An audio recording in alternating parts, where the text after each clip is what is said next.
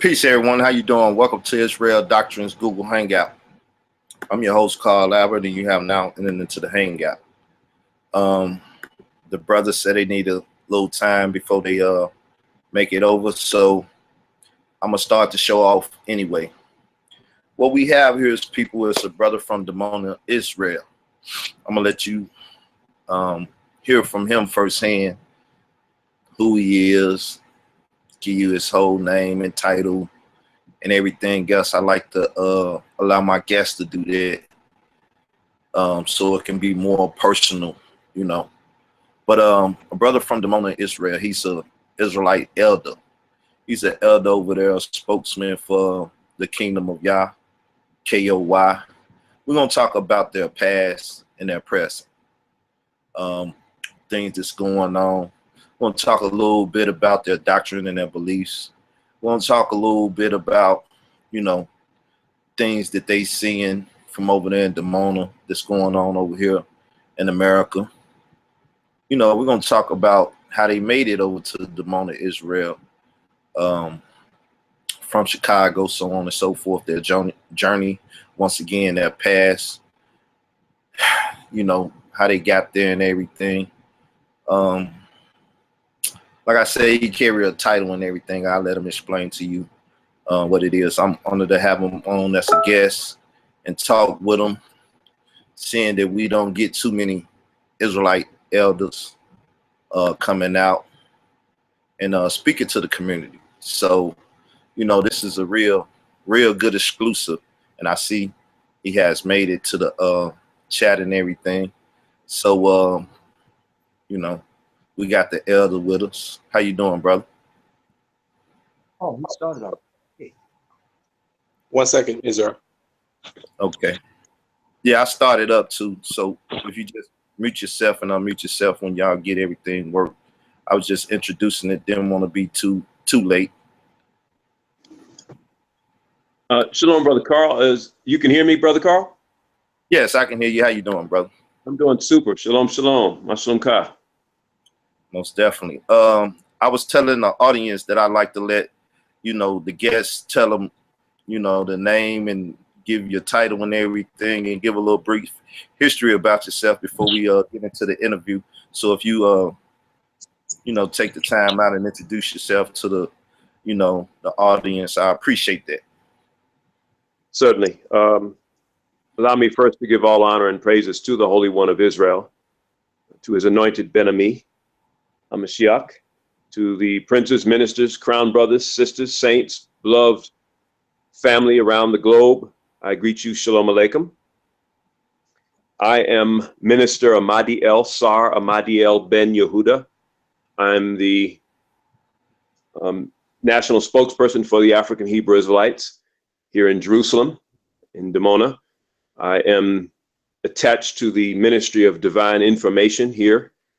And so my portfolio involves the collection, analyzing, and dissemination of information about the community and our relationships with the world at large and here in this land. I'm a spokesperson, editor, writer, researcher, historian, trained here in Israel under Prince Shaliach Ben Yehuda, who was the headmaster and dean of the School of the Prophets, which is our college level Institute of Higher Learning. Was born and raised in Washington, D.C. Came to Israel in 1978 for a visit. I realized after being awakened to my identity as an Israelite in 1975, I thought that I was possibly at the cutting edge of the movement until I, you know, continued to learn and grow. And then when I found out that the brothers and sisters had left in 1967, I realized that I was woefully late. At least that's how I felt about things. And so in 77, I actually was able to connect with some of the brothers and sisters that had been sent to the Washington, D.C. area to open a jurisdiction there. And the following year, 78, again, I was able to visit for a short period. And that's when I solidified. I mean, I made up my mind that this was home. I didn't get back till 1980 on a more or less permanent basis. and I was here until 91 at that point, until I was sent back to the U.S. on an assignment. So been back and forth over the years, been back and forth since 91, in and out of the U.S.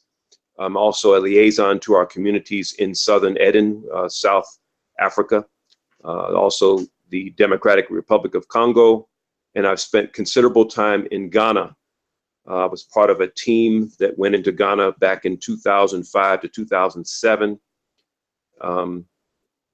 We worked with the Ministry of Health there, Ghana's Ministry of Health. We helped the Minister of Health to transform their paradigm from curative to preventive, and that's a whole chapter that I could talk about at length. But I'm servant. I'm your servant. I'm your I'm here at your service, and I appreciate you reaching out for us. And so greetings to the family there. I appreciate you coming on too. Now, could you give us a little background of the history of the community and stuff, how it got started? You pretty much gave us a date, you know. So if you could take us through a chronology of the past and bring us, you know, to the future, the present, that y'all current state that y'all in over there, because a lot of people are ignorant and haven't heard much from you all, you know. So if you could give them some background on that, I appreciate them statements. Well, naturally, you know, not I don't want to assume too much, but I'm sure that the majority of your audience are of Israelite identity and persuasion. But nevertheless, I do want to say that naturally Ben Ami, in having a vision in 1966, that vision did not occur in a vacuum. In other words, as a child, having been taught that he had a connection to this land, and as a part of the Beta Cultural Center there in Chicago in the early 60s, Ben Ami's vision, Ben Ami's calling did not occur in a vacuum. If we just continued to go back naturally, we could include the Nat Turners and the Denmark Veseys and others who had bits and pieces, and of course the songs of our in those slave in the slave era, the spirituals, the only form of expression that we were allowed to have, singing about this land, singing about the River Jordan, singing about Jericho, Jerusalem, and Canaan's land. All those were bits and pieces that framed and that colored our awareness, and that led up to Ben Ami receiving his vision. So just wanted to preface all that with that statement.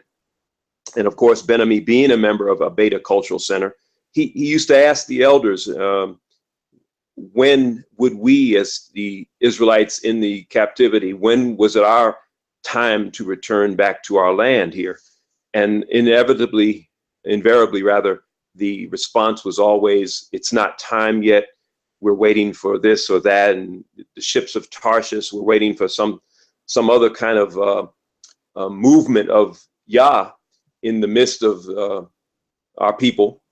And so he would pray and meditate on it. And he was very troubled. You talk about 1966, that was the outbreak of the Watts and the Newark riots. In that particular winter, there was the record snowstorm that completely paralyzed Chicago. And so on his bed one afternoon, he's visited by the angel Gabriel. And he's given what he has called a 45-second vision. And in it, he was directed that the following year he should make the Exodus, that he should lead the Exodus of our people back to the Promised Land, and that, and that's basically what he received. And so naturally, when hearing these messages and wondering what was going to happen when he shares them with his associates and friends, and not wanting to be ostracized, he wrestled with it for some short period, but then he began to share.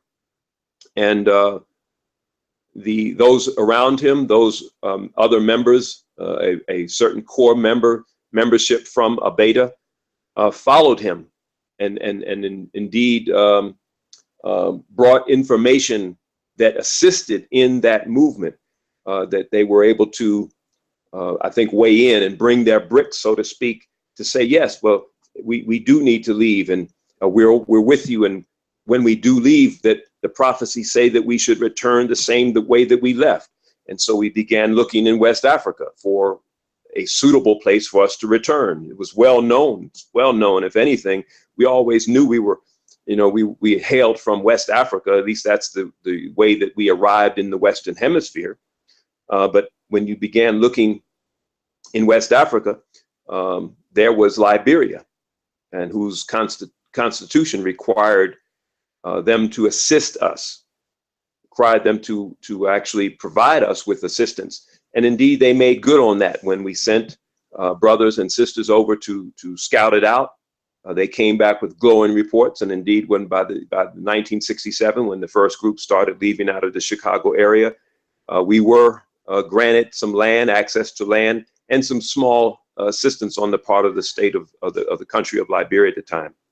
And so by 67, Ben-Ami had managed to convince nearly 350 brothers and sisters to leave. We went into the interior of the country. We had to clear land, clear bush. We were equipped, and I don't mean very well equipped, but we were equipped with Sears and Roebuck tents. Many of you in a certain generation will remember the Roebuck, and I don't know if it's urban legend or not, but Roebuck is said to have been the black man in the relationship. But the Sears and Roebuck tents that we had tested out in the nature preserves in the Illinois area. We went up into the interior, cleared with machetes a suitable area, and quickly realized that those tents were not quite as waterproof as they were billed to be. Within the next few months, we realized that those tents were dry rotting, and the little monies that we had saved up, the monies that were being spent on saltine crackers and sardines often, and the white rice and other provisions beginning to run out. The endurance of the excuse me a minute, the coming of certain kind of malnutrition and maladies that are resulted from the malnutrition in the community, not eating properly, coming with the mindset that food items grew on the stores of the local supermarket, and that reality all set in and crashed upon us. The fact that we had children telling children not to go down and play by the wells that we had dug, children being children playing down by the wells, little Kana falls in the well, and the children are afraid to come and tell us, as children can be. By the time we found out that Kana had fallen in the well, Kana had perished. And so these are some of the realities: the malaria, the dysentery, again, malnutrition, the experiences with black and green mamba snakes. These were not driver ants that would come through the community, come through the campsite, and you would think it's raining outside, a heavy monsoon type rain, which was quite a frequent occurrence as it was, but sometimes it wouldn't be rain, it would be ants falling out of the trees on top of the tents. And so all of these were the experiences of the next 2.5 years that the community endured and had to endure in what we considered to be a wilderness experience, a cleansing, a humbling, that we were taken into the wilderness to be humbled. And I don't think there's any more humbling moment than the one I recall of Ben-Ami and his childhood friend, Prince Gabriel, who had come through the ranks together and journeyed hand in hand into the wilderness. And so together they were hungry one day, and between them didn't have a single penny to purchase. With a penny, you could have purchased a whole bunch of bananas, and at least you would have been able to sustain yourselves in that way. And so between them on that particular day, they had no money between them, and just humbling. And then the time that a Liberian came through the camp and looked around and saw the what we had interpreted as being weeds in the camp growing around, he said, "Listen, this is good for iron, and this is good. You can eat this. You can chop this." And so again, humbling, and that rock bottom those rock bottom moments in the wilderness set the foundation for those who were able to endure. And we put it in the example of many people may sign up to join the Army or the Marines, but you know there's a washout coming. You know that there's a mustering of those who go to the next level and those who can't. And we hold no animosity. Ben-Ami has said this often. He said there's no animosity towards those that decided to go back.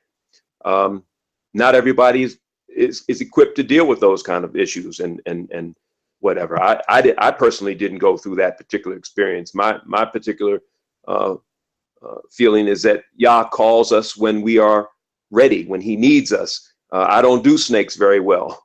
And so I take my boys out 3 nights and we go camping up in the Galilee on the Kinneret, on the banks of the Kinneret, and that's sufficient for me. But to have endured 2.5 years, we give kol agavo, we give all due respect to those 138 souls who did endure through that 2.5-year period and then eventually come to the land of Israel in 69. One note I want to make, tying in certain events. Ben-Ami's vision in 1966, 1967, we make the exodus into Liberia. 1968, we're in the interior of Liberia. And on the other side, you have Dr. King, and you have the continuing unfolding of the civil rights movement and the positive struggles for our peoples on that side. And you have the memo of Gay Edgar Hoover, and I do mean Gay Edgar Hoover, who wrote Prevent the Rise of a Messiah, who could electrify and lead our people. And so they're looking closely and very keenly at Dr. King. They had already, Malcolm was already off the scene. Medgar Evers was off the scene. They reasoned that Elijah Muhammad was too old to be such a personage. They're watching all of the other movements and meetings, and they're attempting to foment division in the midst of them. And so Dr. King on April the 3rd of 1968, in Memphis, very frustrated time for him, frustrating time with the Memphis garbage workers strikes, certain infighting, certain revelations on his own part, where he had confided with Harry Belafonte that sometimes we might be integrating into a burning house. So obviously his views about where he was leading our people were being transformed. And so at a very frustrating moment, he is in Memphis, and he really didn't want to come out that night, but Ralph Abernathy, in showing up at Mason Temple that night, called him back at the Lorraine Motel, and told him, "Martin, the people need to hear you." So reluctantly, on a very stormy, rainy night, he comes out and speaks, and that is, of course, his mountaintop speech, where at the end he says that he may not get there with us as a people. He may not get there with us. Longevity has its place, but we as a people will get to the promised land. And of course, Dr. King was assassinated the very next day, less than 24 hours later. We find out later from Claude Pepper's book, the attorney for James O'Ray, that the U.S. Army had a domestic intelligence, a domestic team in Memphis that day, and they had orders to liquidate their target. And so, making such a statement, I firmly have to believe that the U.S. government felt that they had their man, so to speak. And of course, King is assassinated the next day, April the 4th. Well, 1 month after that, in May, 1 month later, the first 2 brothers, Ben-Ami being one and Prince Kiskiyahu the other, leave Liberia and come to Israel. Prince Kiskiyahu is left here by himself, And Ben-Ami returns back to Liberia to continue the process of gathering what's needed and raising the funds to get the remainder of the brothers and sisters from Liberia to Israel. And so some might look at that as a coincidence that 1 month later that we fulfill both the prophets' dreams, or the prophets' prophecies that we would return to our land, but also in keeping with Dr. King's vision. Now we're in Liberia, we're listening to transistor radios. No one knew the context in which what he had said the night before. That really wasn't what had made the news. What made the news was simply that he had been assassinated. But it was later that people were able to put together the fact that he was talking about getting to the promised land. And so we would say that none of those circumstances, the 66 vision, the 67 Exodus, the 68 assassination, and Dr. King's vision himself, and the 68 realization of our returning back to this land, none of that was coincidental. In fact, it was quite providential. So, and you can stop me at any time if you want, but that brings us up into the land when we talk about 1968, 69. By 69, the remainder of the brothers and sisters were here in this land. We arrived and we were initially welcomed under the then law of return. And that's, okay, well, I would like to ask, when you say he had a vision, had he dealt with any other camps or any other individuals that came to the awareness that, you know, the African Americans or the Negro was the lost sheep of Israel? Because sometimes people get it a little twisted and say, well, these people came out of this camp or these people came from here. So do you recall anything that tied them to anyone else before the vision or after the vision? Sure. I mean, there were sure he had elders in the midst. Abeda had a group of elders. He was one of a rotating, as I recall being taught, that he was one of a rotating group of elders who were teaching. You had a brother named Casey. You had I think Rabbi Hodges was part of that circle in those days. And so certainly there were other teachers, there were other influences, but again, it was one of the things that he and a core group were not settled about in terms of the responses that they got relative to why it wasn't time for us to move and what would make it time for us to move. And so in questioning that and meditating and praying on that, that's when he received the vision that directed him to make that move. But that, you know, these are questions that we might want to direct to Prince Gabriel and Prince Kiskiyahu and others who were actually part of the cadre of men around him at that time. Okay, most definitely. I just thought I'd ask and see what you know about that. Now, sure. So y'all move from Liberia and y'all go to what part of Africa? What part of Africa? From Liberia, we went to Israel. We actually caught flights out of Liberia, West Africa, and returned back to Israel from that point. And of course, we regard Israel as Northeast Africa. We sit on the African tectonic plate. I was in Jerusalem today. I was taking to some brothers from Ghana, brothers and a sister in Jerusalem today, and I was questioned by an Israeli, you know, who didn't like some of the things that he overheard me saying. But you know, we don't flinch about the fact that this is Northeast Africa. We're on the African tectonic plate.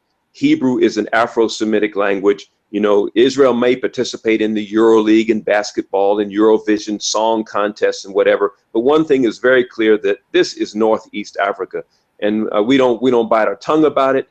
And in fact, what I was saying was that Israel has to develop a little more warmer welcome to the Africans who continue to knock on Israel's door, be it in the personage of the Ethiopian community, the Beit Yisrael community, or the Lemba coming out of South Africa, or the Ashanti, the Bassa out of Cameroon, our brothers and sisters throughout the Western Hemisphere.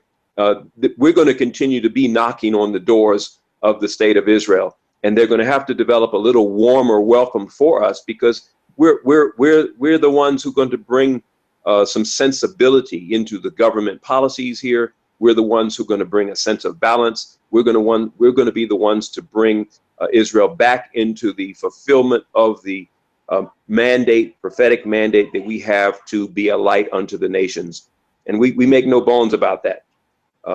We find ears, we find those who have the ear to hear that and can actually understand that. And they, you know, we govern our relationships with them according to how they respond to us.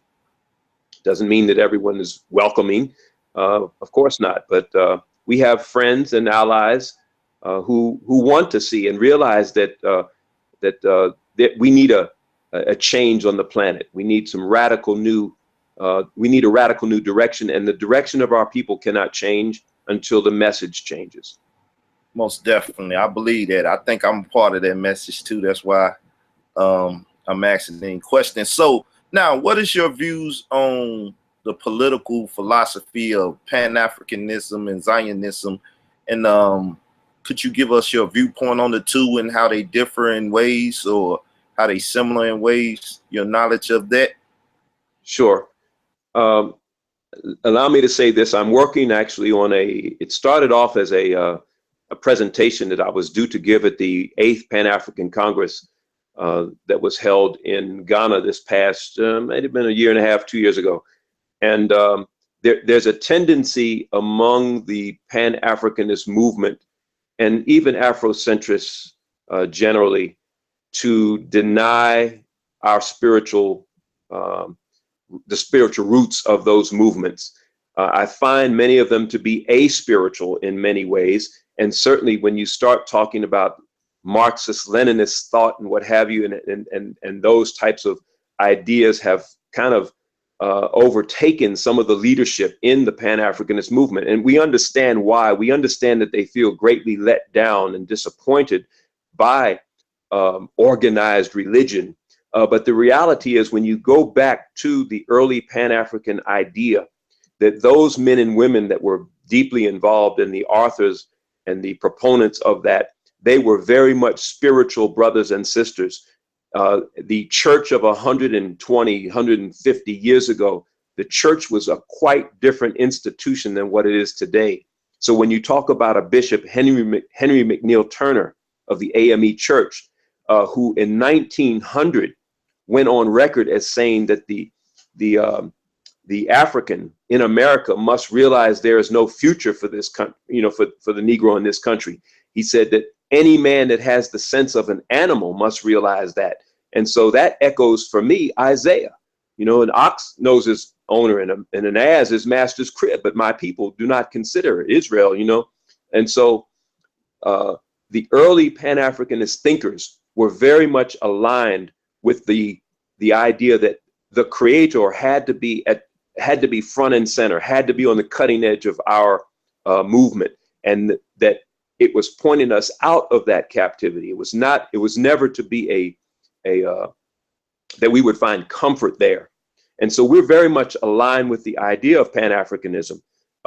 We know that we are our people were scattered all through the world, but primarily into Africa. It doesn't make sense that the Israelites would have ended up north of Israel when you're talking about military pressures from the Greeks, the Romans, and later the Crusaders.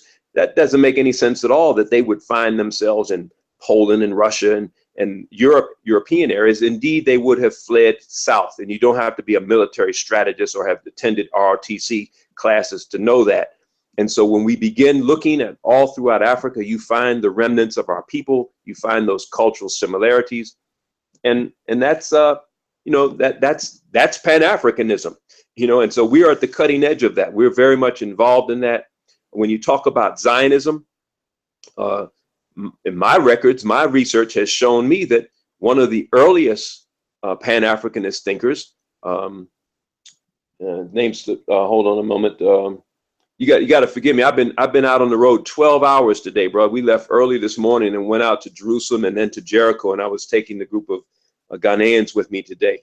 Had a great time on the land, by the way, and certainly look forward to having you come and be taken around your land, you know?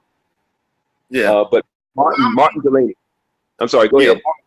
We here just, you know, chilling. So if you have to reach up and grab something or whatever, just feel free to just let it flow. It came to me, Martin Delaney, I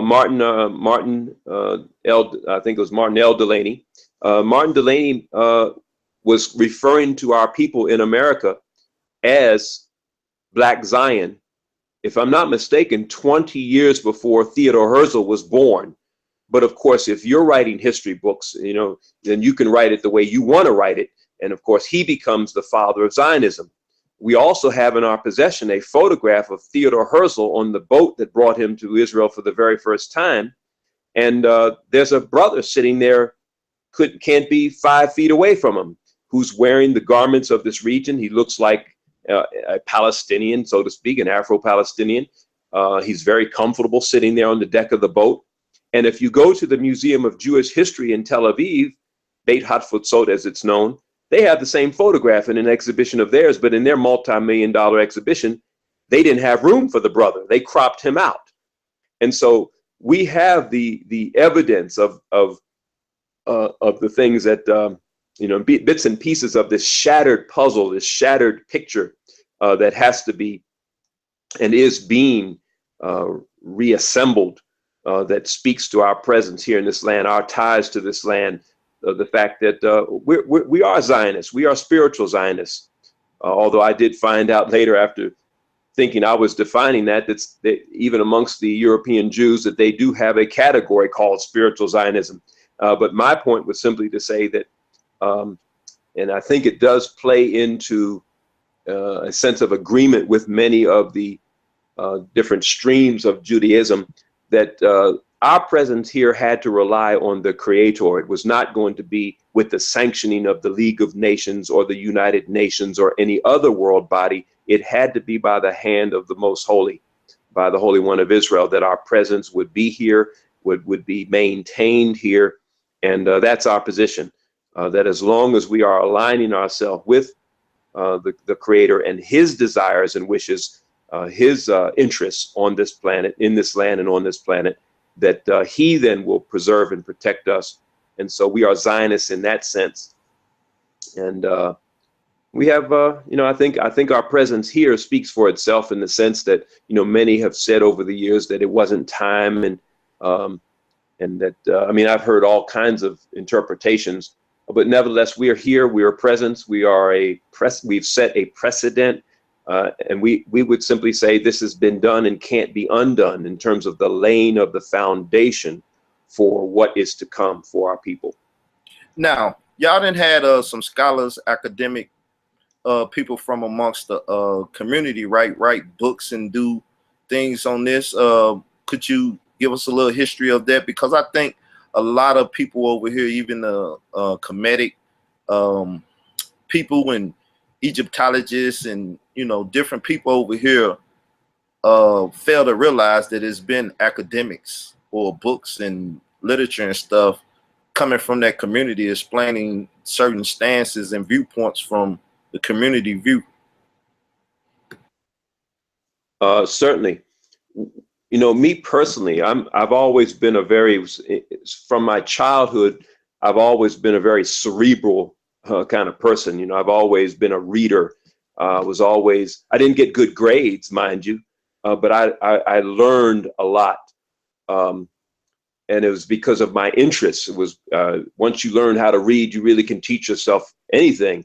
And so I've always been one in the community who's been a researcher, been fond of books, been a collector of information. You know, we have books that in our exhibition that we put together on our connections, African Hebrew Israelites and the connections to this land and what have you.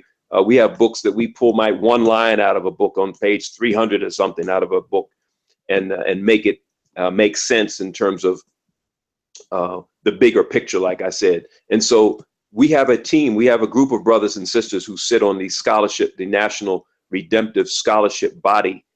And we make it our business to discuss various issues, to bring evidence to the table, to sort things out, and to produce works. I have no less than 10 right now, and I'm committed in this near season to getting some of them out. I've actually got a little plan. I'll be doing an internal, what do you call it? Fund, what do they call it? Crowdfunding. So stay tuned. I'll be sending some information your way on how that those who understand as it says in the Apocrypha, that the wisdom of the scribe depends on the opportunity for leisure. Not that we would be laying on beaches, but you have to have some quiet time sometimes to go and read and ponder and think and write. And so that's what I'm looking forward to doing. But over the years, we have indeed, naturally, Ben-Ami has written numerous books. I was blessed to be one of the senior editors over the years and working with him on those writings. We have Prince Gabriel, who wrote the history of moving out of America and into Liberia. His first book, The Impregnable People, ends with our arrival in Israel.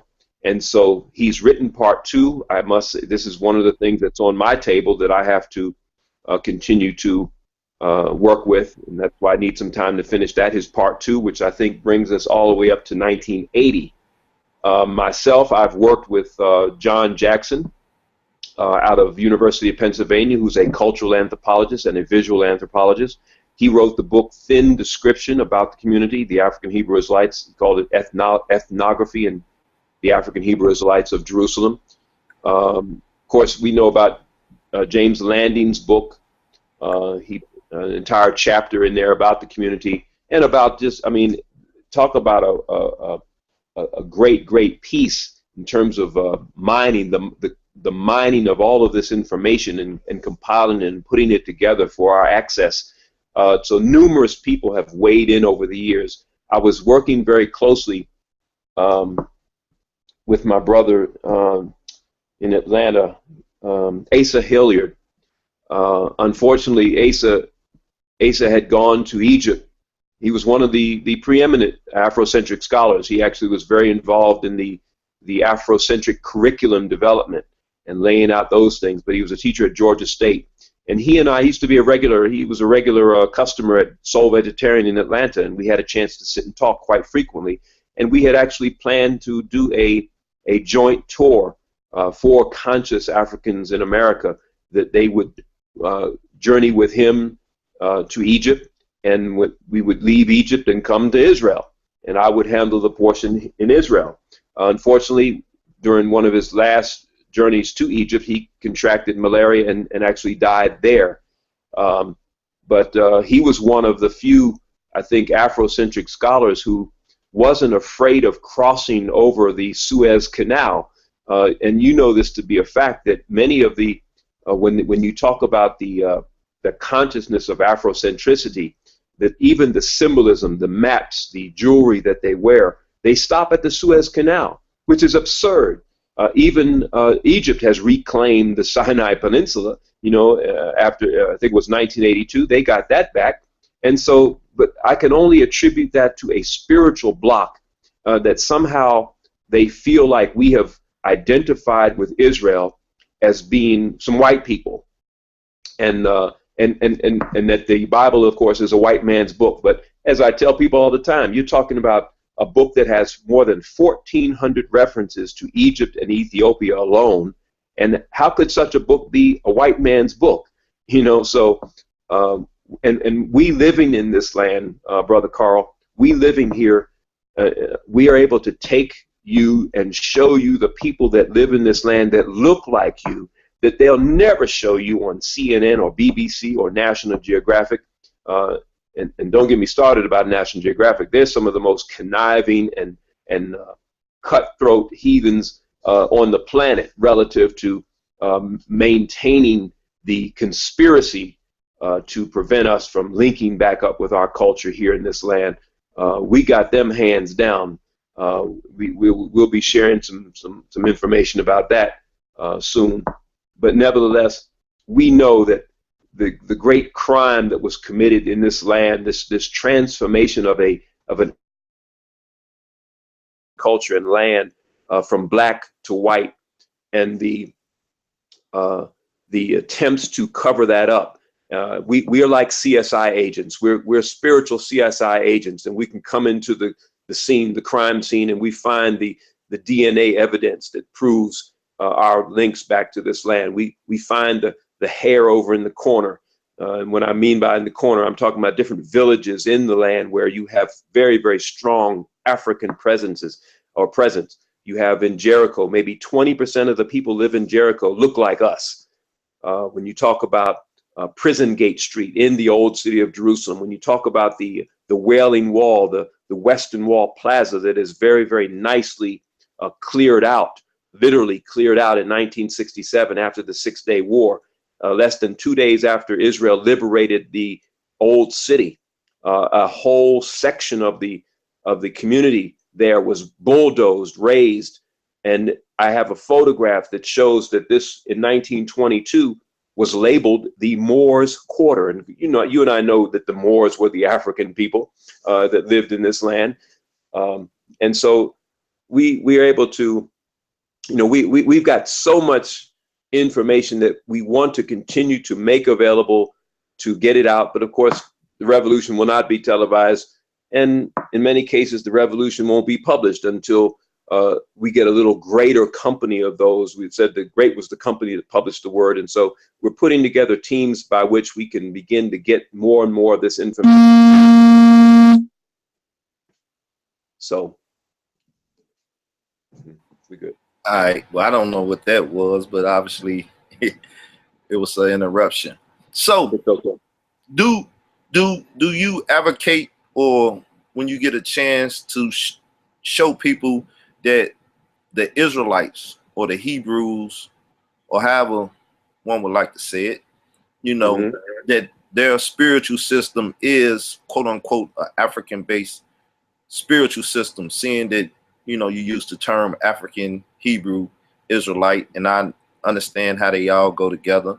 I'm not a big fan of putting more stuff on Israel than just Israel or Israelite, but I understand why people do it. And with the African on there, could you speak on that? Because a lot of people got that as a misconception that, even if we go back to Moses, even when he came up out of Egypt, which is on the continent of Africa, the spiritual system started, coming to play after that at Sinai, and we know that's in Africa. So can you speak on that to those that's, ignorant of the fact?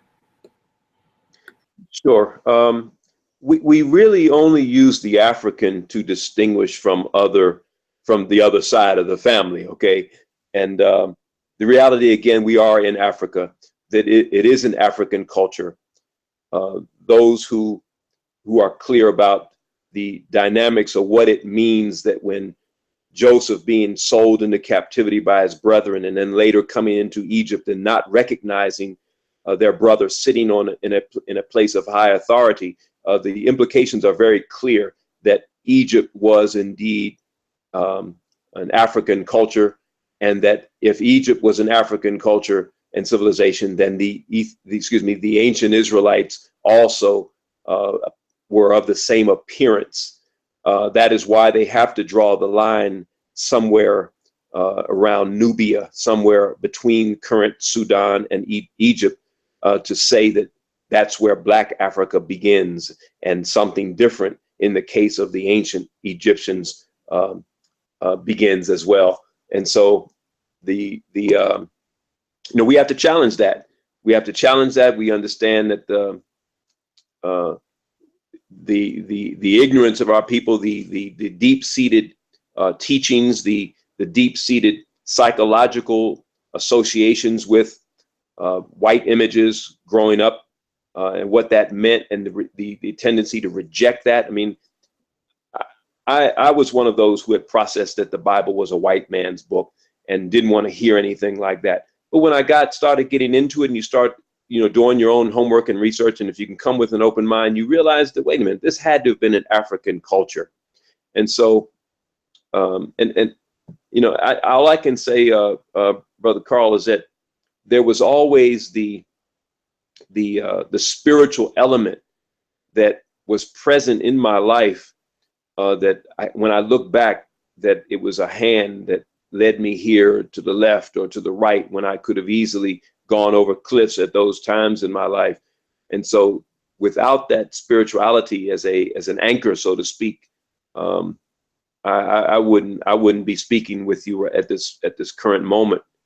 But we distinguish between, we use African in the sense that we are those that are like Yeshua in his time. We are first sent to the lost sheep of the house of Israel, and we find Israel scattered throughout Africa, deeper into Africa from this particular point. And so our first mission is to share this truth and to share the example that we feel that we have been able to pioneer here and be blessed with in terms of diet, in terms of culture, in terms of having access to the language and the kind of revelation and revelatory information that language, that the Hebrew language can provide for us.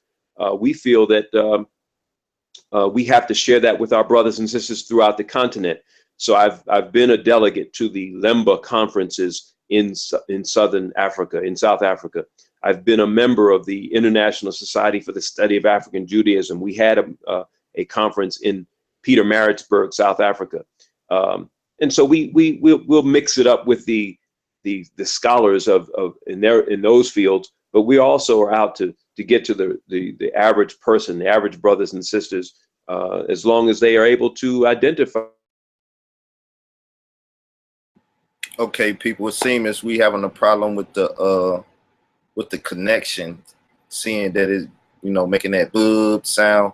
The show might be getting a little too good for the, the powers that be out there. I would say that, So give us a little while. Hopefully the connection will come back up, and there you go. There you have it. He's back. We're back. Yeah. You want to cut your camera off? Oh, okay. Keep your camera on.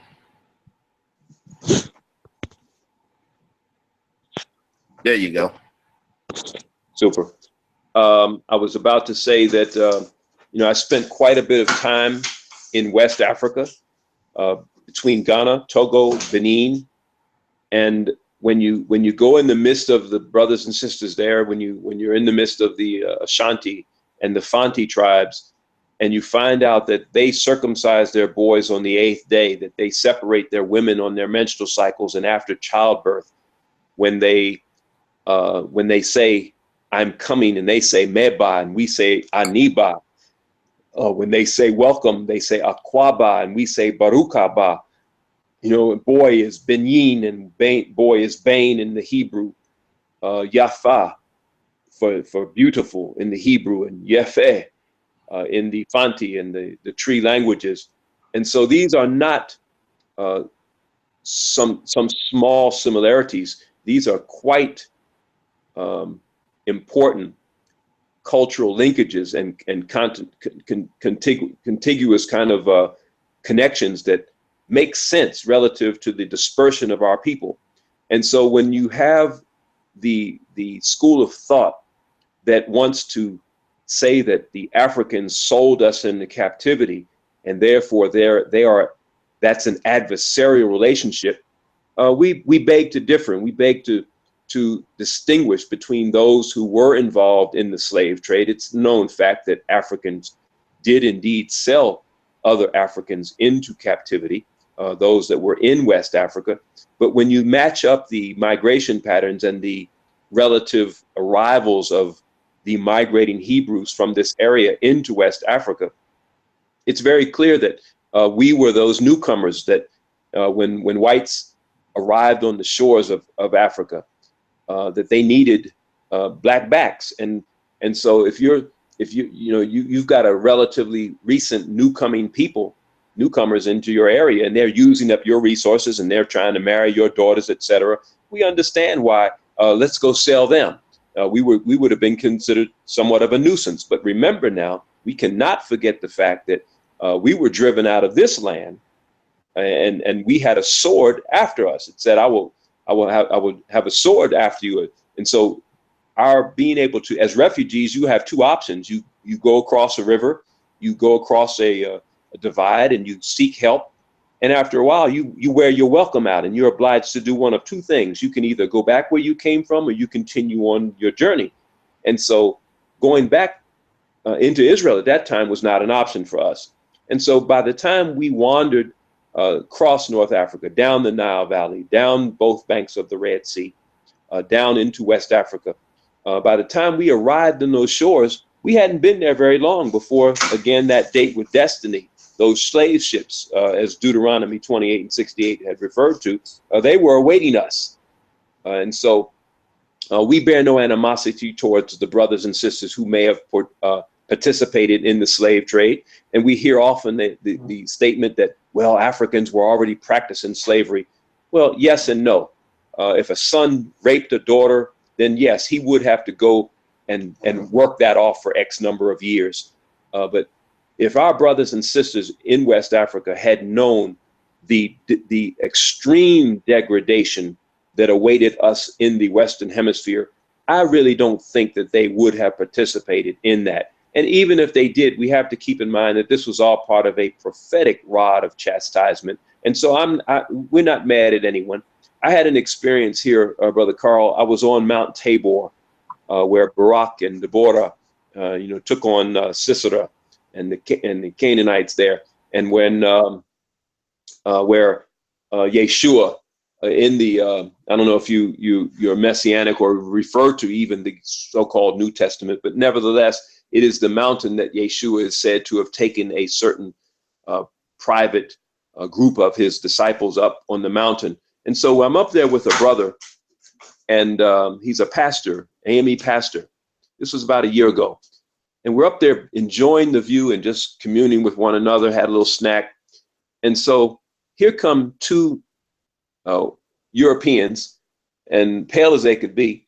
And we find out they're from the Netherlands. And so in the discussion with them, he says to me, he says, we were talking about the idea of great, what great meant. And someone, because they asked what city was the pastor from, and he said, I'm from the great city of Washington, D.C. I even kind of cringed at that. But the fellow said, well, I thought the great city was Jerusalem. And so I'm just like, okay, now I like that answer. And so I said, well, great doesn't always convey good, but and I said, for example, the great slave trade. I said, it wasn't so good for me, but it was great in its impact and its significance in terms of global affairs. And so he hung his head and he said, yeah, he said, I feel really bad about that. He said, because my people were involved in the slave trade. And so I went back I had to bring him back to an earlier comment that I made. I said, I came out of Dimona. I'm a Hebrew Israelite. And so we believe that the original Israelites in this land were dark-skinned people. And so I said, well, remember what I said now.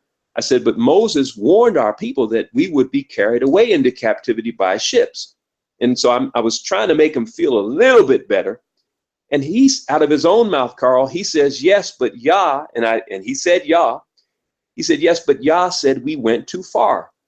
Now, we teach that. I mean, Obadiah speaks very clearly that had they come in and wanted to, glean our grape fields, they would have left some grapes for us, but he went and he said that himself. And so I was like taken aback. I said, wow, I've never heard anyone admit that before, but that was his position. And so as we continued our discussion, they broke down and was crying like babies up there on the mountain. And I found it very interesting because as we walked away, me and the pastor shared with me, he said he was getting ready to leave when he first saw him come because he don't like associating with them. And so he said, what happened back there? We got these guys crying. Their wives was looking, trying to figure out what we had done to them to make them cry like that. And so I said, well, it's written exactly like that. He said, where? I told him, I grabbed my scriptures out the back seat, handed it to him. I said, turn to Isaiah 54. And where it talks about neither let the son of the stranger say that I'm a dry tree and that I'm disconnected from the people. And it goes on and says that a stranger, if they come in the proper spirit and manner, that they are entitled to a name and a place even greater than of sons and daughters. And so it really doesn't matter what our narrative is at the end of the day, because all of our narratives have holes in them. We have I think our narrative's got a lot more fundamental secureness in it than any of these other narratives that I hear about that connect people to this land. hands down, I feel that, of course. But at the end of the day, it's not about the flesh. What made Abraham the first Hebrew? You know, it was his ability to follow the instructions that the Creator was given to him. And if we're talking about biology and genetics and DNA, we're talking about a Chaldean bloodline. If we're talking about it at the fundamental level. And so it's not about, you know, our narrative, so to speak. It's about the fulfilling the function that we are to fulfill as Israelites, as Hebrews who crossed over to a higher understanding, as Israelites who are to be a light unto the nations, as Judeans who are to have their hands at the necks of the enemy and who are to be involved in the gathering of the people and preparing that way. And so we feel that we have been chosen in this dispensation to fill that role, and it's a heavy mantle, but nevertheless we feel that we were those who were made for this day. And so, you know, our experiences continue to secure us in that, and you know, we love it. We love it. We love the life that we chose, and we look forward to any. In fact, we've had numerous visitors over the years, and those who come in firsthand knowledge, you know, and they often have to just say in many circumstances, well, you know, this is not what we anticipated it to be, and this is not how we were led to believe that it was. A recent brother I heard on one of his podcasts, he's still talking about Ben-Ami the bus driver. Well, that's so old, and that's, you know, Ben-Ami was never a bus driver, never knew how to drive a bus. It was Prince Gabriel who was the bus driver. So he's relying on some information that some reporter got mixed up back in 67, 68, 69, and took a life of its own from that point. So, well, let me interrupt you for a second. Now, sure. We're going to get into some more interesting, little controversial things. We don't have to deal with any group or whatever you done heard, or any outlet or whatever you done heard these things on. But have you heard about the controversy in America with the Comedics and the Israelites and this and that and all the back and forth and debates and stuff? And if you have, could you give us some insight from, you know, over there, and from what you have gathered from over there with your feet on the ground, and the things that you hear about the things that's going on in America between these two descendants of quote unquote Africans? Sure.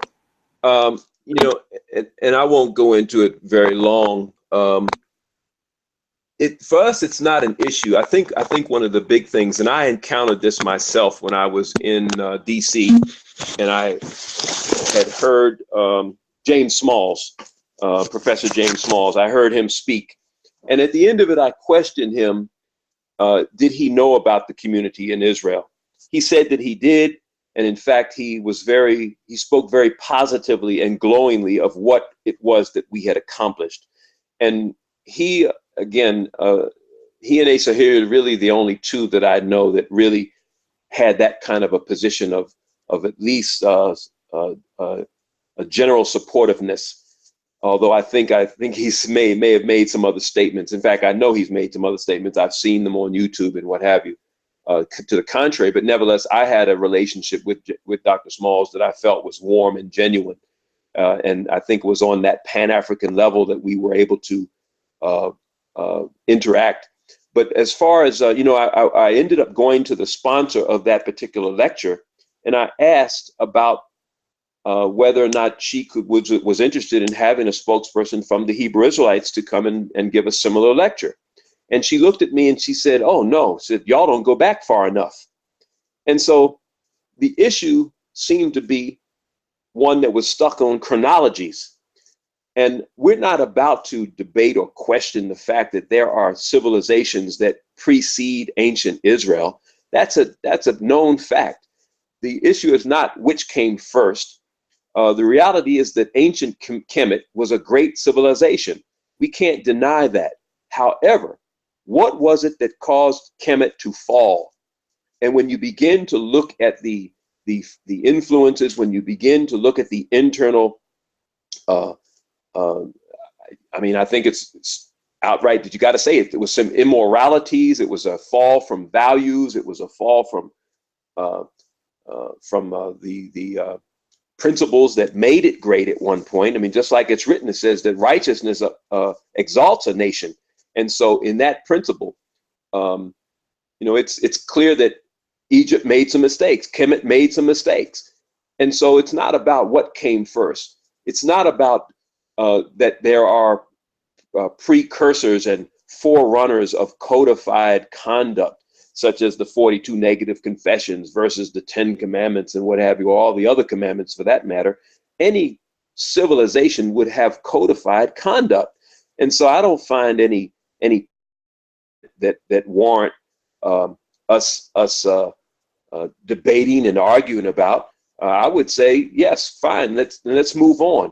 And so if Kemet, and this is the, I guess my closing argument, and always was with that particular circle of conscious brothers and sisters, if you feel that clear and secure in that Kemet is your foundation, and with the world of America, North America and the Euro-American world collapsing all around you, then by all means go to Egypt, go to Kemet, stake your claim, and let's build on this side of the water.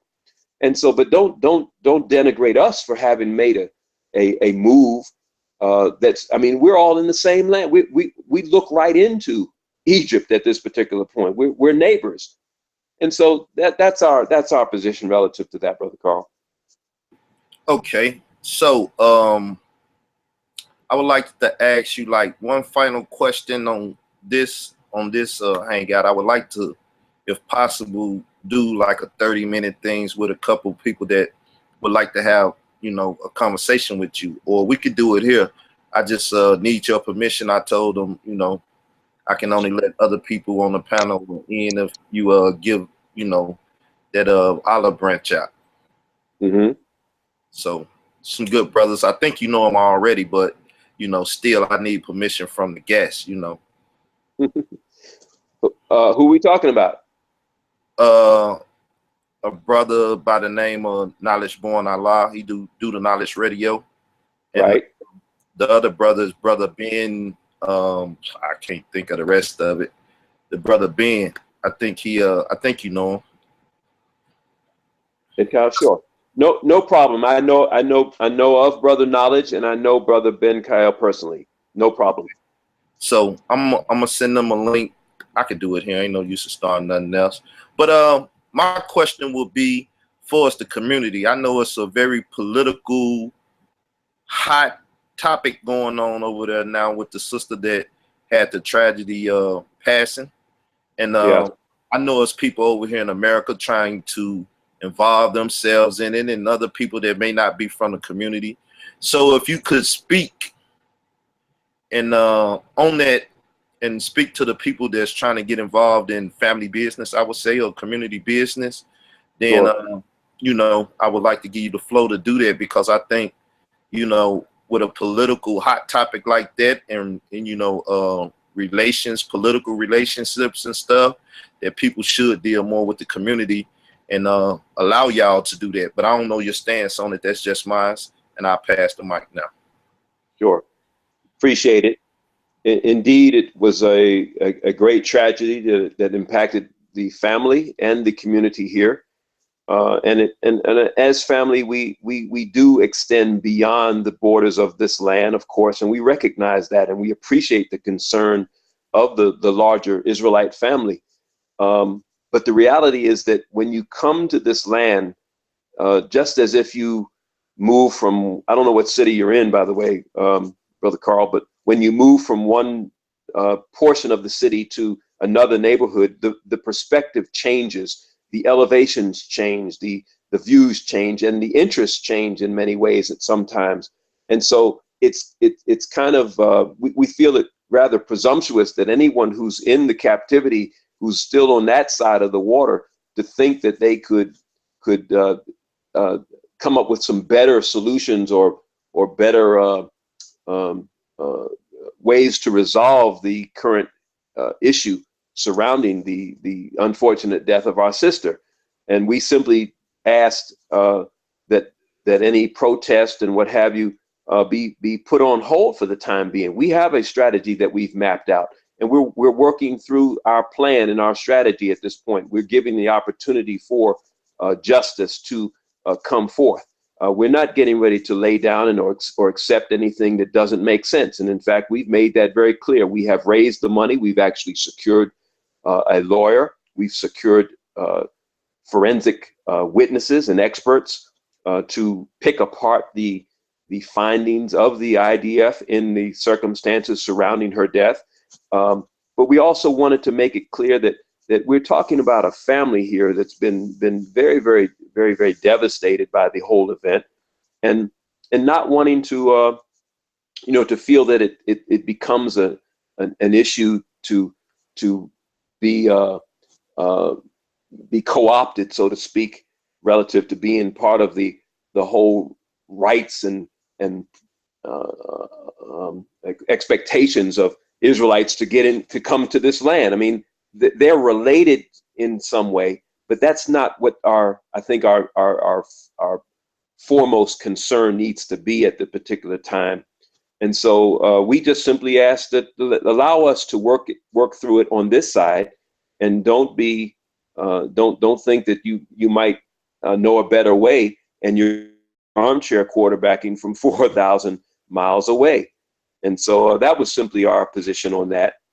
We appreciated the support, and there will be time that we'll reach out and say, okay, now's the time for a larger mass mobilization of press and public pressure and what have you. We've done those things before in our own history here, and we know how to pull those kind of things off. And so we would appreciate those who could just bear with us. And I think if some of them were to visit us and come and see from this side, I think that it might be beneficial in allowing them to see, okay, well, I see this now. I see their perspective, and I can see some things that I wasn't capable of seeing from that side prior. And so, that's basically the answer to that, Brother Carl. Most definitely. And could you tell people exactly what the situation is? Because some people may not even know what we was just talking about. So I will let you explain it. I don't want to explain it. So could you explain to them exactly what the situation you just was talking about, what it concerns? Sure. For the last 10 odd years or so, our children have served in the IDF, the Israel Defense Forces. And they go in and they do their mandatory 2.5, 3 years. And one of the daughters, Sister Tovit, or our young Bat Tovit, was on her base on guard duty at that particular time. And she turned up, she was shot. She was shot and killed. And the preliminary reports of the Army and a later official finding of the Army had so many discrepancies in terms of the cause of the death. They wanted to rule it a suicide, and there are too many circumstances that call into question that don't make sense for us. It doesn't make sense, and so that's been our position. We rejected their findings, and we had a 60-day period after they brought their findings with which to appeal. We did do that. We are now locked in the process, and we wanted to allow that process to go forward before we went any further. If they can understand that justice hasn't been served in our view, and we do, I want you to know that we do have supporters in the land who are very much involved in the ferreting out of the details in the case. And so we're not going to just sit back and allow that to. We didn't allow the findings, as they said, was ruling it a suicide. We weren't satisfied with that. Daughters don't commit suicide like that. They don't. They may take pills. They may try to slit their wrists, but they rarely shoot themselves, and certainly not with a gun that she couldn't even reach the trigger for. So there are too many inconsistencies in their case, and and we know how to fight. We've been in the land now for 40, 47, 48, 49 years. We know how to fight, and we're very much engaged in a fight in this matter. And so, those are the details surrounding that. It was a great tragedy for us, needless to say, but we consider it to be a part of the. First of all, our serving in the IDF is a reality here in this land. We didn't feel good when Saddam Hussein started shooting Scud missiles here in the land. We would defend our land. We realized that our children were never even allowed to play with toy guns, and here they are in a military, and this responsibility is thrust on them at a fairly early age. But nevertheless, these are realities that we had to confront and we had to address and we have to bear. Meanwhile, brothers and sisters in the States, you have sons and daughters that end up in the U.S. Army and find themselves in Iraq and Afghanistan and God knows where else, and have no clue about what they're fighting for. Whereas here, we're in our own land, and we feel that it's imperative that we demonstrate our sincerity and willingness to defend ourselves, not just to the people of this land, but also unto the Holy One of Israel. How badly we want, how gladly we would serve to defend ourselves here in this land. And it would be rather disingenuous of us to not want to put up when it came time to defend ourselves here in this land. So we are, it's a reality that we had to take head on, and we feel that we've done a good job, and we've been spared. In many cases, we've had some miraculous escapes from and close calls and what have you. And we know that the hand of Yah has largely been with us. But when you're chastised, Brother Carl, and you remember this, when Mama or Daddy, got you with that belt or that little switch, you'd go in your room and you'd be bawling, and an hour later you would be sniffling. You'd be sniffing, and so we understand that, like it's written, it says that we would not go altogether unpunished in our return. And every now and then we have to cry again. We have to be reminded that the ultimate price has been and continues to be paid. But we ask each time, Father, let the price be paid on the way back to making up for what we gave up in losing this land. And so we're about trying to secure not just for us, but for all of those who identify with this land. This is a part of a process, and this is a necessary step in that direction. Well, I thank you for that information, because as I said, I've been watching videos and seeing things go up, and I'm like, people shouldn't be trying to usurp this situation. They should let them deal with it. So I appreciate that word going out over the airwaves, even if they wasn't my airwaves. So I appreciate that. We got Knowledge with us.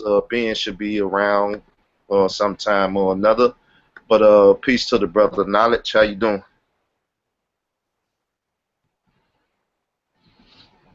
He'll click in, but yeah, I saw him come in. I just want to say I appreciate that. Appreciate your position on that, Brother Carl, and look forward to a relationship and working together. To get the word out, to get whatever it is that we have to do to wake up our people and to prepare a way for them. Because from my perspective, Brother Carl, Trump or Hillary, take your pick. I mean, the end is here.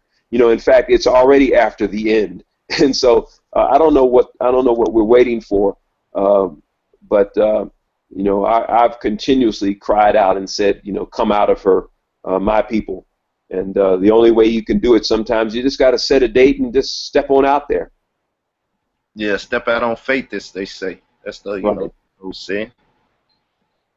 I don't know if Knowledge, if he's preoccupied or whatever. But yeah, I mean, I was surprised to hear that you even knew of me, and I guess that's thanks to me posting a lot of videos of brothers saying well, he got a certain type of perspective or whatever that you know, warned me to even be looked at or, you know, considered, you know, as a brother, one to talk to and one to you know, even had the honor of having you on the show. So well, you know, I clicked on I think it may have been one, maybe two of your segments, and I found you to be very level-headed and intelligent, and those are the kind of people I gravitate to. But I don't have time to get involved in ignorant arguments, you know, and back and forth. You know, we have to shake our feet, shake the dust off our feet, and keep moving. I mean, I'm not about to spin my wheels with all that we have to do. We're not going to argue and debate doctrine and scriptures. We might share positions and what have you, and I'm open to perspectives but rather, you know, we're not going to get into a back and forth.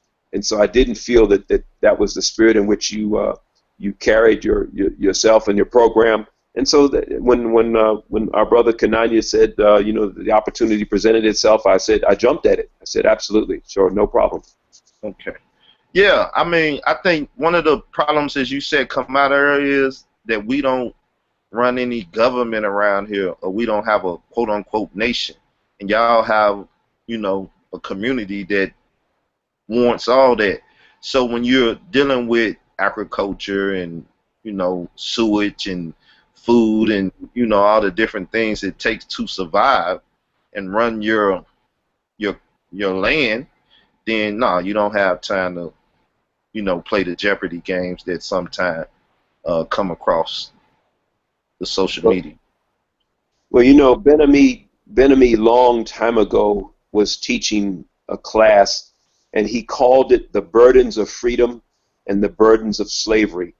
And what he was saying was that one way or another, our people are going to carry a burden, you know, and that he actually warned that the conditions that our people were facing in America and around the globe, that those conditions were going to increasingly worsen, and that in one way or another we were going to carry that burden. We could choose between the burdens of freedom. We could step out on our own, walk out on the water, and bear the brunt, or like you said, to be responsible for the education of your own children, to bear the responsibility for the growing of your own food, for the governing of your own communities. You were either going to bear that freedom, that burden, the burden of freedom, or you were going to bear the burden of slavery. And you were going to drink that water in Flint. You were going to drink that water in Newark. You were going to eat that garbage that's on the shelves of those stores across America, the GMO food. You're going to bear the burden of unfair and hostile policing. You're going to bear a burden one way or the other. You're either going to bear the burden of freedom or you're going to bear the burden of slavery. And so Ben-Ami prepared us long ago for self-government, self-sustaining. We're not playing government over here. We're not playing house. You know, we have a ministry of divine agriculture. We have a ministry of divine preventive health. And when these challenges come, when we have illnesses, our doctors are the ones that we count on to give us the go-to remedies and the diagnosis, you know, for what it is that we have to do. When our sisters are in conception, they have to put their lives in the hands of the team of divine midwives that we have here. That's not a small measure of one's faith, you know, to put yourself in the hands and not to go to the hospital and so forth.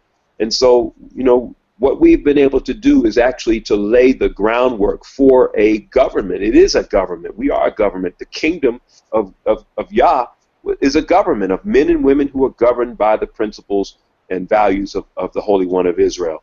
And so we've laid the foundation for that, and at this point it's just a matter of expansion and replication.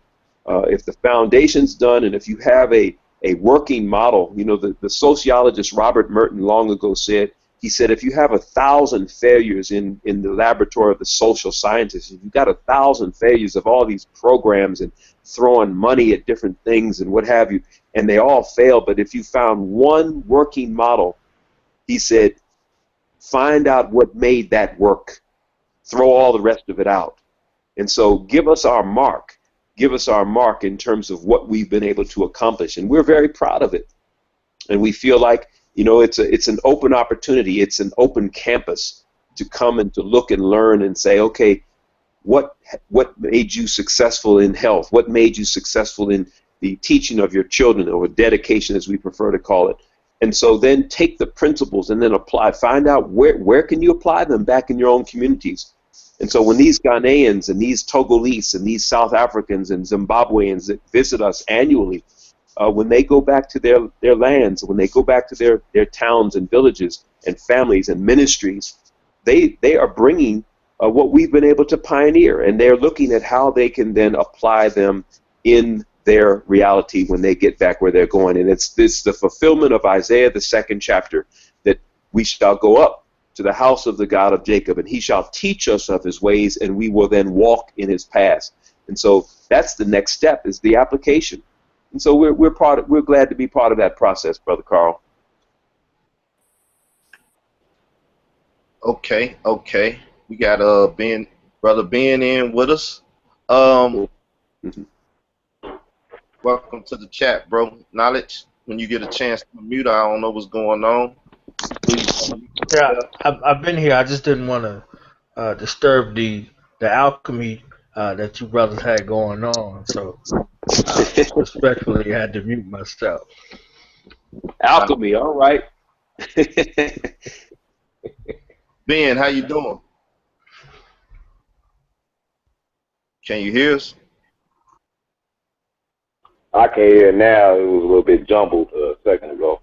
Okay, do me a favor and turn your camera, whatever way you got it, up and down or sideways, turn it the other way so, yeah, you can fill out the screen. There you go. That look a lot better. Now, y'all said y'all wanted to speak to the brother. If nothing else, say hi to him. We can turn it off now, but I know y'all want to do more than that. But nah, that's quite all right. This is enough for now. I'm him. Shalom, sir. Shalom, Ben Kyle. Ma shalom ka. I need me to yarn. HalleluYAH. Good to see you. Good to hear you. Likewise, good to hear you. Glad you out here. Definitely. In cyberspace, so to speak. Right. Ain't nothing but a tool. Okay. So are there any projects this year coming up for the MOI? Any big stuff coming down the pipeline? Well, Ben, I was talking, I'm trying to remember who told me, but they told me that you were due to come up. I was really anticipating your coming. Danielle told me. And so I was looking forward to us sitting down and actually strategizing on how we can get some of these things out the pipeline and on the table. I have no less than 10 projects personally that are very, very valuable, I feel. The Sacred Visitation book, the museum, you're aware of the museum, the African Edenic Heritage Museum, to have that out. Numerous different writings in health and a comparison of the two worlds, the world we came from and the world that we're building here, how they sometimes converge, how they sometimes collide, but the fact that they're two very different worlds of themselves. And so I got a lot of stuff on the pipeline. I'm trying to get away and get into I plan to go to our guest house in Arad and spend a couple weeks and get some quiet time to actually sort out, where I'm going with one and get some momentum started. Even plan on going to Jericho and have Sar Ahmadiel and one of our Afro-Palestinian brothers who lives in Jericho to search out a guest house, maybe an Airbnb deal down there in Jericho. Got some nice properties down there. I want to go and just relax and get some of this done. And so definitely got a lot of projects, and that's just me talking. That Sar Ahmadiel's got more. We'll be conspiring, so to speak. We'll be collaborating on the audio visual portion as well. Okay. I'm just today about to acquire some equipment in that wise. I'll be there early September. I messed around and missed peak season, waiting on some resources, but I'm coming in like first part of September as soon as those tickets go back down. Great. We'll be waiting for you. Yeah. Make sure you send me the dates so that I can make sure that I'm free and we can have some quality time to plot and strategize. Now, with absolutely. Let me ask a question because it came from the panel. It's two questions. One brother want to know how easy it is to come over. Do you need a passport? Obviously, I think you would need one. How do Israel recognize, I guess, American citizens, and do they accept, you know, certain people, whatever? And what would it take for someone that, I guess, doesn't proclaim to be an Israelite to, if nothing else, like you say, visit, you know, and then, you know, wage their situation if they want to be a part of the community and say they Israel or whatever, due to the experience or whatever. So could you enlighten them on that? Sure. You absolutely got to have a passport.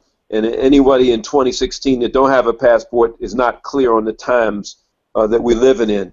The price of passports has tripled in the last few years, and it's liable to continue to get more and more expensive, and you're very much liable to actually have restrictions placed on your traveling. And so you definitely need to get the passport. Make that a priority if you're serious about getting out of Babylon and getting anywhere at this particular point. And so the state of Israel and America have a very, very close relationships in the sense that you can travel here without a visa. You will receive a visa on arrival as an American citizen.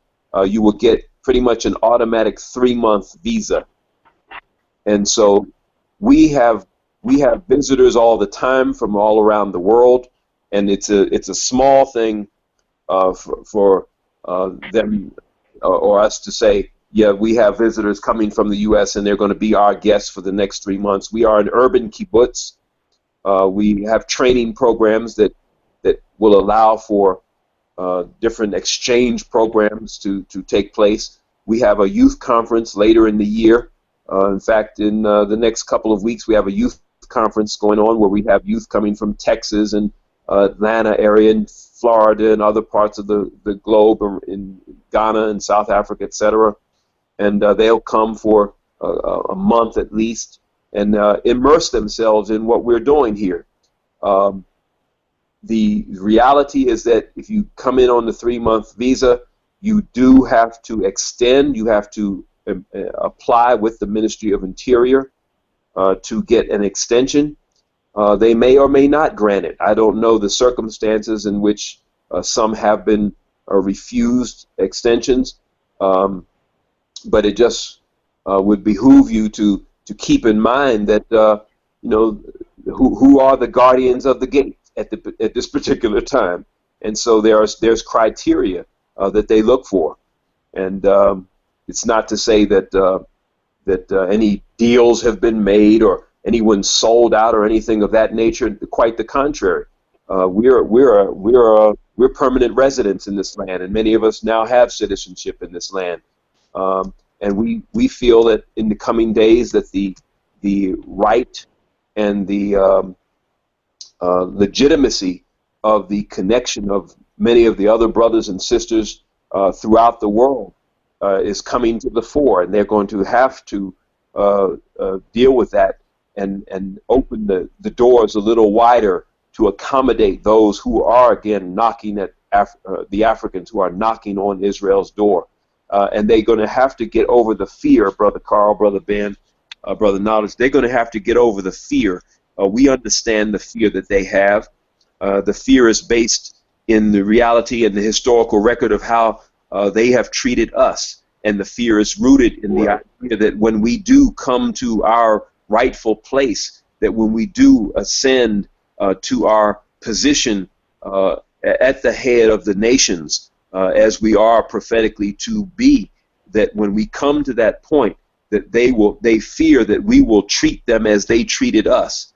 But we are bound by the laws, and the laws that require that there's one law in this land for stranger and homeborn alike. And so that's the position relative to that. And so we feel that our position is on truth. Our position is on the law and the prophets. And you know, they may not like some of our positions, but nevertheless, our positions being rooted in truth, they won't be fighting against us.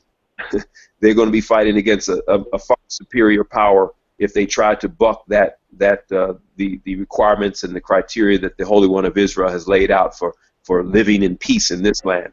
Now, it's another question. Another brother asked, how much American history, like the history of what America has done and stuff, and even, I guess you could say y'all travel over there, as you just gave us, you know, a discourse on that. How much American history do y'all teach the children over there?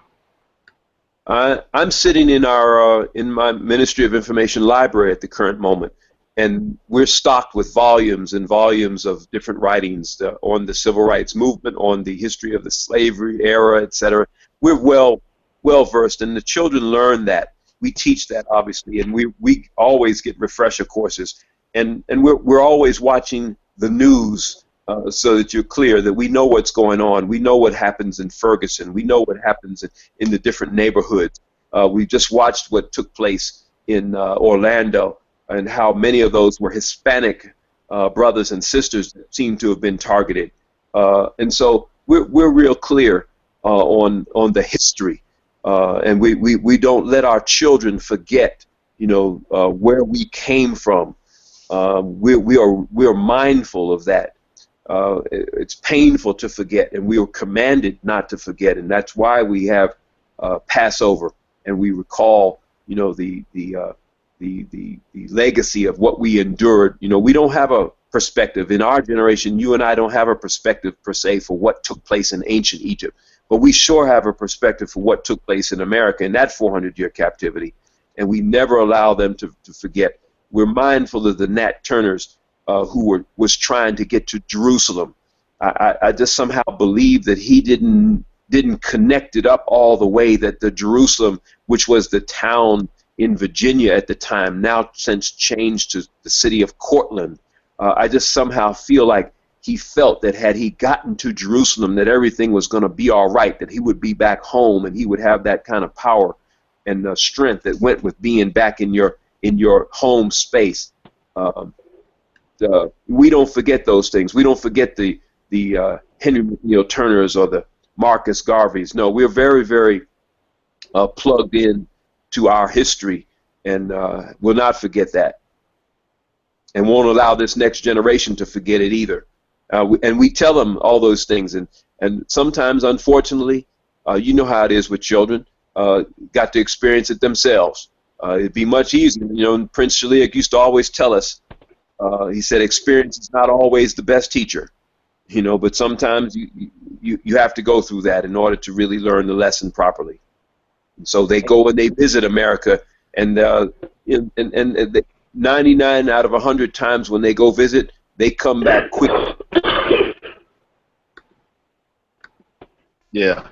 I think another one is, who is the new leadership over there?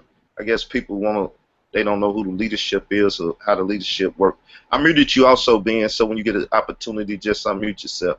But I guess that's the question on the table right now. Who's the new leadership? Good question, Brother Carl. Just a word about Ben-Ami's leadership. We regarded Ben-Ami as the messianic or anointed personage of this dispensation of time. His mission, even stated at different points, his mission was to raise up the messianic people. We feel that that was always the charge of the anointed leadership throughout our generations as Israel, that we from time to time were blessed with anointed personages, but the objective was always to raise up the children of Israel to be that anointed people that the world was waiting for.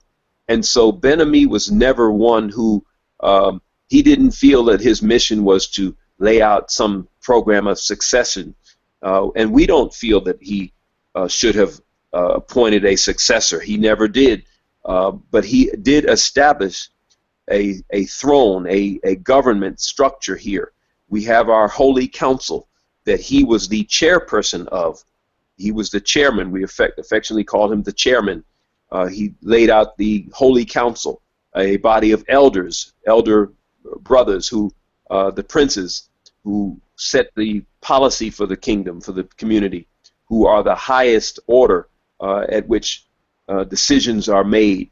But under them you had your ministers, divine ministers, and my portfolio being information, we dealt with the day-to-day affairs of the government structure. You have agriculture, you have transportation, you have education, or what we call dedication.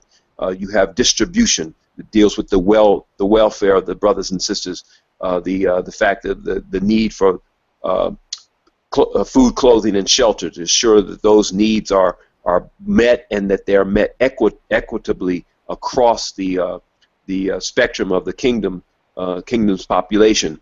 And so the day-to-day affairs were dealt with at the ministerial level.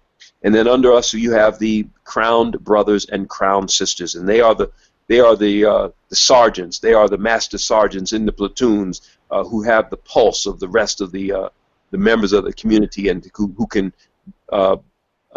first of all know what the issues are and know what the problems are, and step in and resolve them. And only when they can't resolve them, then they bring it to the ministers. And only when we can't resolve it do we bring it to the princes. So we have a cadre. We have the prophetic priesthood that deals with the counseling of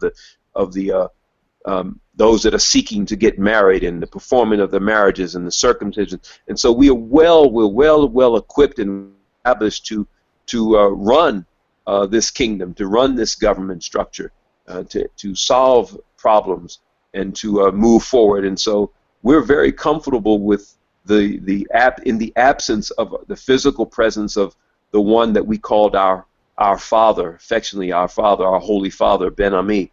What would we call him, who had the vision, who laid the groundwork for this? He was the father of the community. He's not the Father in heaven. We're clear about that. And we've heard over the years that some said that we were worshiping Ben Ami. No, we never worshipped Ben Ami, but we did acknowledge and respect his having been the chosen vessel for the deliverance of our people in this dispensation of time, and for the establishment of the foundation of the kingdom, of the government structure. So the government is very much intact, and we continue to forge forward. We've been well taught, well trained, and pointed in the right direction. Ben Ami was never the sole source of many of the revelations and revelatory kind of evolutionary growth and ideas that you know the spirit of the children of Israel. We are multi-talented people, but what Ben Ami was a producer to create an environment, to create a system wherein these good ideas and these great talents that our brothers and sisters have could bear fruit.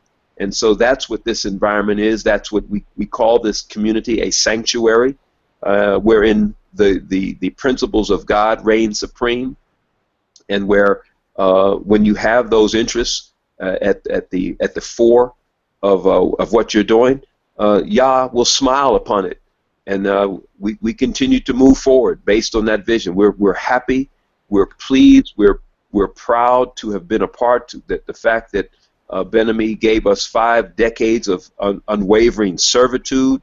We're humbled. We're humbled by that. What are you looking for? Oh. Okay, well, knowledge, you haven't spoke yet, so if you want to speak, anybody else got anything? Y'all on the chat, so join in if you can. Brother Knowledge, I understand you're on the West Coast. Yeah, he's up in Seattle. In Seattle? Okay, yeah, I'm in Washington. Washington. Me, myself, I'm currently in Arkansas, but, Chicago's my birthplace, so. Wow, you're in Arkansas. What city? It's called Parkin, 30 minutes out from Memphis. Okay, I used to come up and down 40 a lot, and I remember stopping once in Brinkley. Yeah, Brinkley is like probably 20 miles headed west. So Okay. Ford City, you probably know Ford City. You know, that's where the federal prison at. So you come back east about 15 miles from Ford City, 30 miles from Brinkley. But yeah, Interstate 40 run right down 75, 64. Right. I only remember Brinkley from having a tire on my trailer that burst, and I had to get the tire replaced because I was getting to Houston with the exhibition that we the Hebraic exhibition that we move around with, and brother told me, "Oh, you can come right down the road. Follow me. It's right up the road." And I didn't know that in Arkansas that right up the road means 30 miles. You know. Yeah. Yeah. Back yonder can be real back yonder. Right. Right. So. What do you do, brother Carl? Well, me myself, I just make YouTubes right now. I was working for Hino Motors. They're a big time Japanese company. They do the Toyota parts and stuff. But right. They discriminated against me. You know, they thought I was a Muslim, wasn't eating pork and stuff. And so once you live with somebody a Muslim, you know, with the negativity out here, you know, I eventually had to leave that job. They got rid of me. But since then, I've just been on here trying to do my best to wake our people up. You know, most of the things that I teach and the doctrine that I bring forth, people don't really have a liking to it, but I still got to teach what I got to teach, whether they hear or forbade, as it's written. And, you know, hooking up with brothers like Knowledge and Ben and D-Red and, you know, Pit Boss and Kanaya and so on and so forth. I know you know Harry Rosenberg, and yeah, up with him and David Mark and different people, trying to reach out to people over there and bring, you know, y'all life experiences and stuff to the people. You know, YouTube, they pay good when you do good, and I've been doing decent, so I make a penny or two off that. But as you know, living in the South, you know, I'm like in a third world country, I guess you could say. All I gotta pay is like gas and water. And as long as I don't use too much of that, it don't take much for me to live. So I'm loving it down here, but I'm trying to, I guess, get over there with y'all and travel around America and spread this news and wake people up, because it's been a conspiracy, and I think it's government agents to myself that been pushing this Black Hebrew Israelite thing in a real negative way, and that's why I stated earlier I don't really add nothing to Israelite or Israel. I just try to keep those names sanitized, and you know, try to wake people up to the, you know, the grafting in and the sojourning with Israel, as you spoke about earlier, and things of that nature, more of the spiritual aspect. I'm a firm believer that Israel is a name that came from on high due to a spiritual transformation when he wrestled with the angel that he thought was God. And it's a spiritual transformation. It's not a physical thing. We are the children of Jacob, but we may not be the children of Israel, who is the Most High, one of his names. So we might not be of the household of Israel, but for sure we are the household of Jacob. So that's, you know, that's my that's been one of my burdens, to carry that to the world. And, you know, sometime I get a, you know, negative disposition from most of the brethren and sisterin out here that you know, come from different doctrinal thoughts on matters like that. Well, brother, when you know, to take on that responsibility, that calling, that mantle, we already know the job description. You know, that ain't something that too many people aspire to, given the track record of Israel and those who endeavor to be that kind of a voice in the midst of the people. We're the ones that got stoned and slain, you know, and so we certainly you know, understand the loneliness of such a calling, but nevertheless it's one that we have to we're made for this day, brother, and I'm just heartened and very, very, very much appreciative and blessed to have made your acquaintance in this manner. And I want to assure you that when you come, that we're going to lay out the red carpet for you, so that you can see the magnitude of what you and what your people have accomplished, and the realities that lay ahead of us, and the greatness of the vision, the greatness of the prophetic blessings that are in store for us. And so I'm looking forward to being able to see your face in person, and to embrace you wholeheartedly. And I want you to know, to stay strong, and know that your brothers and sisters here are, we got your back and front. Okay. But it's an honor for me. It's an honor for us, and I look forward to furthering the relationship.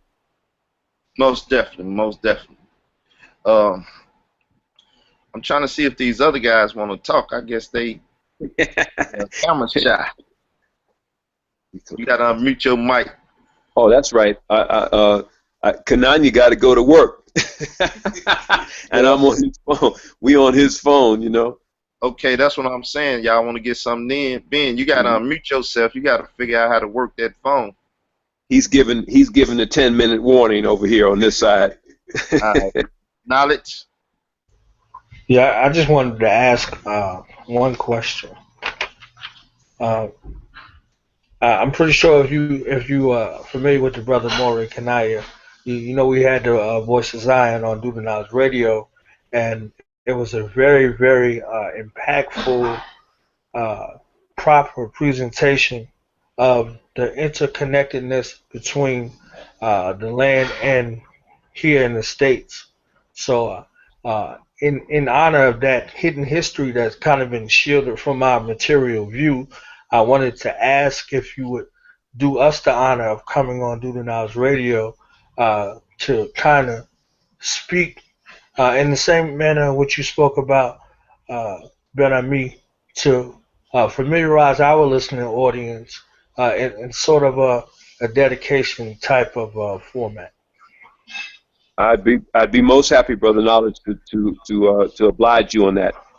I personally have a philosophy. I like to answer all or respond positively to all invitations, but I would be most happy to oblige you on that. We can just get together and set a time, and if you want, you can set the framework for the kind of questions you might want to ask, and we can set the date and do it.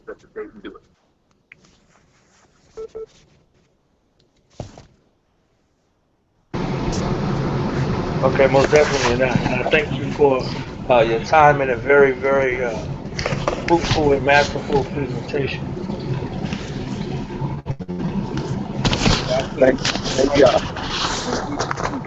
Real loud. Hold on, is my volume? Just a second, y'all. Yeah. Technical difficulty. Well, we can hear you. Just go ahead and speak on time. Okay, all right.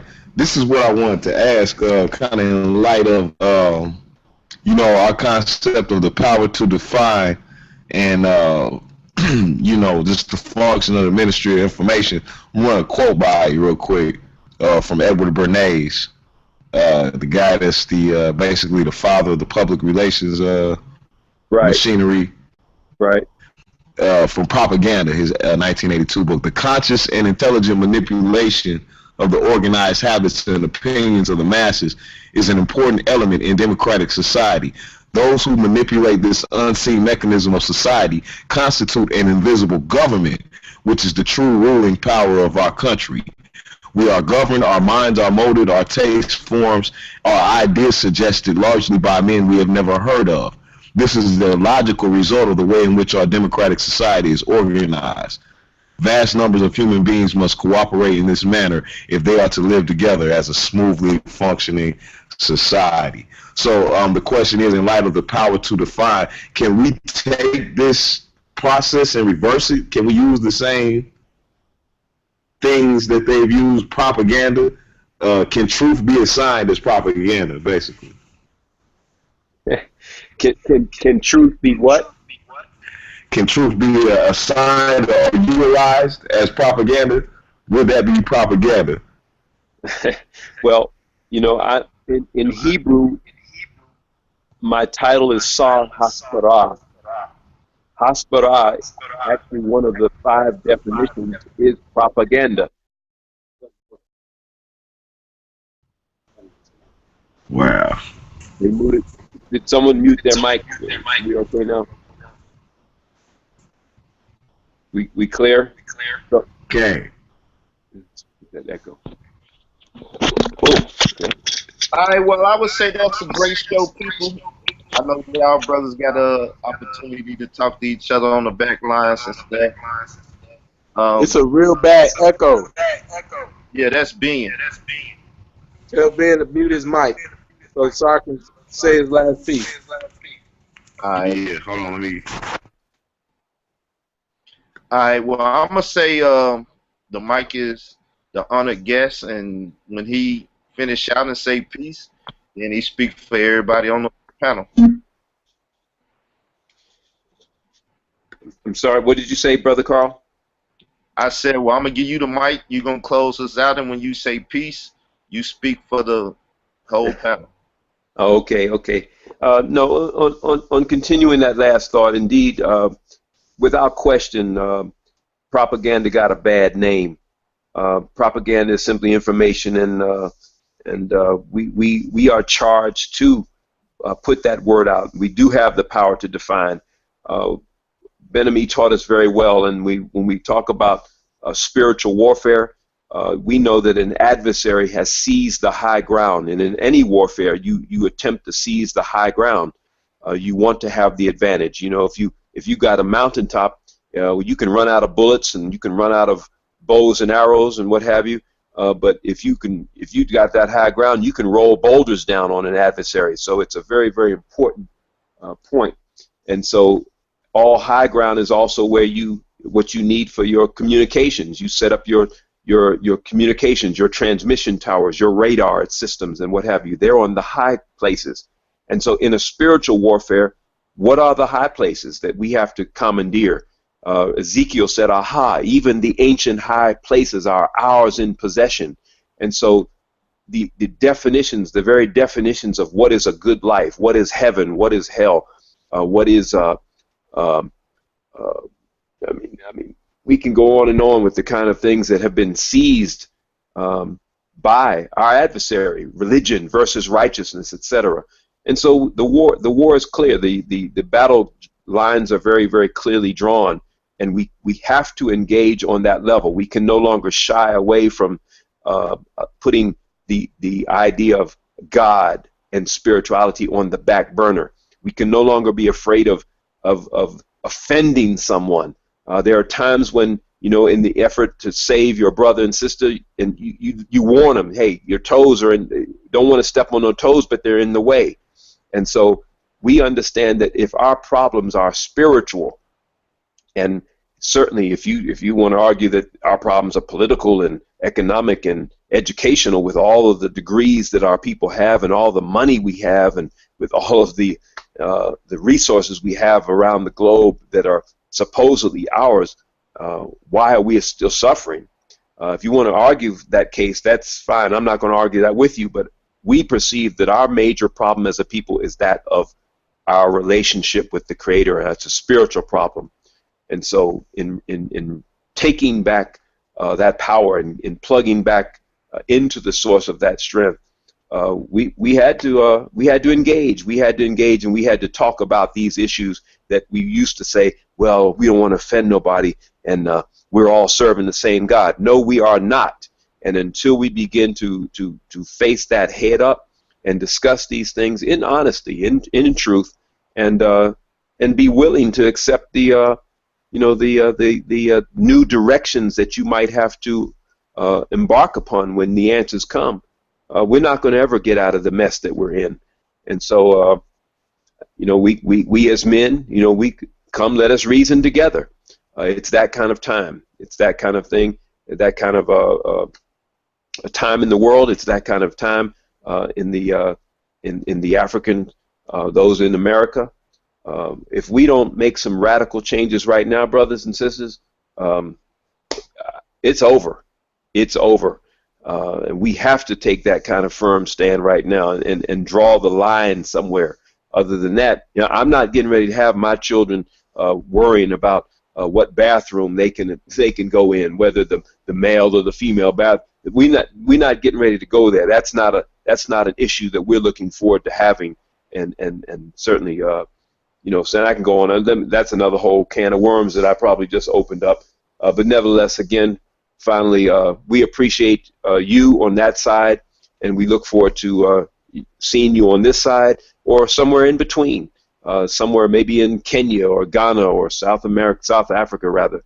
South America is actually a bit too close for our comfort, but we feel that these lands in Africa, these are the lands in which the Creator has blessed and sanctified to be the springboard for the new humanity that has to come forth in this dispensation of time, and that Israel here at Northeast Africa, we are that light, we are that guiding light that all the others will have to guide on if they want to be delivered out.